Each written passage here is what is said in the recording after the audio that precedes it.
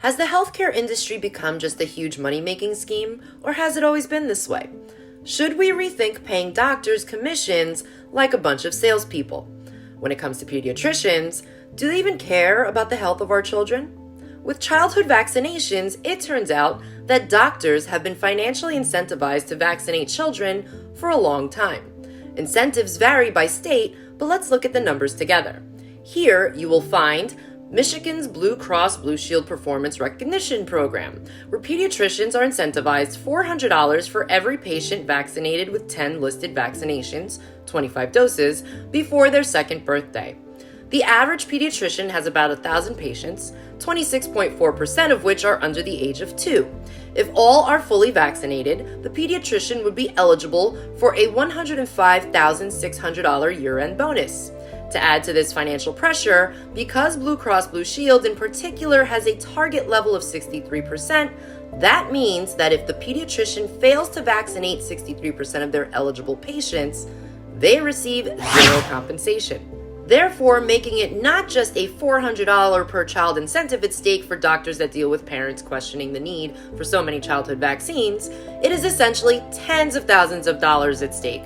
Such incentives end up forcing a doctor to consider the financial implications of accepting patients who even just want to opt out of one vaccine. Is it starting to make sense yet? As stated in an article written by Dr. Joseph Mercola, which helped inspire this video, anytime financial incentives are part of the equation, one can reasonably assume that the lure of self-enrichment will win. With tens of thousands of dollars at stake, pediatricians can easily be lulled into complacency when it comes to digging deeper into the science. After all, who wants to see evidence that what they're doing is causing more harm than good? These kinds of incentives also encourage pediatricians to simply toss questioning parents out of their practice to make room for more compliant patients that don't put their income at risk. As reported by Children's Health Defense back in 2018, the 11 well-child visits recommended by the AAP over a child's first 30 months, with annual visits thereafter through age 21, ensure a steady stream of repeat customers and revenue for pediatricians. In accordance with the Centers for Disease Control and Prevention's vaccine schedule, pediatric practices are expected to administer vaccines often as many as 6 at a time at about half of well-child visits throughout the adolescent years, making vaccination a foundational bread and butter component of pediatricians' job description. It is quite common for pediatricians and family doctors to encounter parents who refuse one or more of infant vaccines, most often due to safety concerns. Rather than recognize the validity of parents' safety concerns or admit to their own ambivalence about some of the newer vaccines, many pediatricians, nearly 2 in 5 according to some estimates, choose to boot uncooperative families out of their practice. Ultimately, subtle and not so subtle financial incentives and social pressures are likely to maintain widespread adherence by pediatricians to the vaccine schedule, even in instances where contraindications are present. Although pediatricians have a legal duty to fully inform patients about vaccine risks and side effects, the lure of monetary perks and the desire to fit in may lessen their motivation to do so. Parents have been conditioned just to trust their doctors. Schools around the country require childhood vaccinations for children to be enrolled. Is this bribery?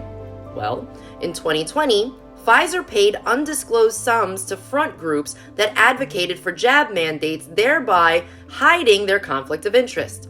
Due to the fake grassroots work of these groups, Pfizer was able to rake in a record-breaking $100 billion in sales in 2022.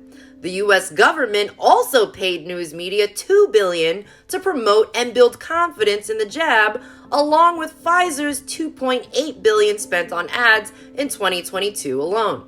The fake consensus of getting jabbed to keep others safe was created by paid special interest groups and more than 50 major healthcare organizations who, outside of Pfizer payments, stood to earn billions of dollars in revenue from COVID-related admissions, testing, staff vaccinations, treatments, and deaths. But due to the pandemic, childhood vaccination rates fell dramatically, and to get them back on track, Enter Chelsea Clinton, who's promoting the Big Catch-Up Initiative. In a recent interview with Fortune magazine, Clinton promised it would be the largest childhood immunization effort ever. Over the next 18 months, this initiative will attempt to catch up as many kids as possible, she said. Partners in this effort include the World Health Organization, UNICEF, Gavi, the Vaccine Alliance, the Bill and Melinda Gates Foundation, Immunization Agenda 2030, and several other global and national health partners. When you look at all these areas of bribery and financial incentives, doesn't it seem as though the entire vaccine program runs on financial coercion? What would happen if all financial incentives were removed? What would happen if parents were simply given unbiased evidence and no one was financially driven to pressure them either way? Makes you wonder. Thanks for listening.